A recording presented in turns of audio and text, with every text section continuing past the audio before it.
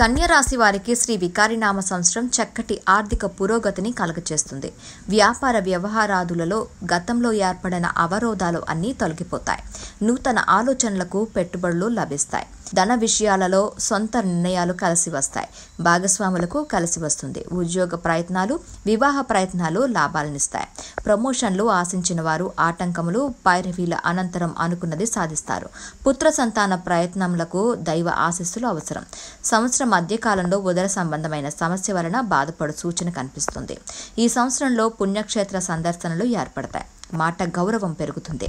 కుటుంబ సభ్యుల సహకారం వలన మనశ్శాంతి పొందుతారు. విదేశీ ఉద్యోగ లేదా నివాస ప్రయత్నాలు చేయవారికి 2019 నవంబర్ తదుపరి అనుకూలత ఏర్పడుతుంది.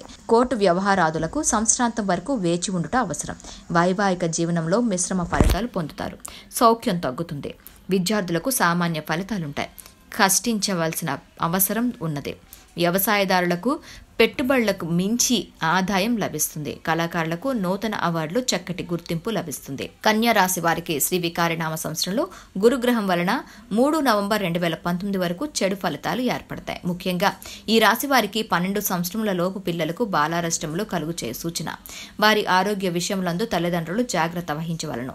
4 నవంబర్ 2019 నుండి చక్కటి ఫలితాలు ఏర్పడతాయి. ముఖ్యంగా మాతృవర్గం వలన సౌఖ్యం, వారి వలన లాభం, విద్యార్థులకు ఆశించిన విద్య, నూతన వాహన సౌఖ్యం, భూ సంబంధ లాభం ఏర్పడుతుంది. కన్యా రాశి వారికి శ్రీ వికారినామ సంవత్సరంలో శనిగ్రహం వలన పిత్రార్జితం కొంత వ్యయం అవుతుంది.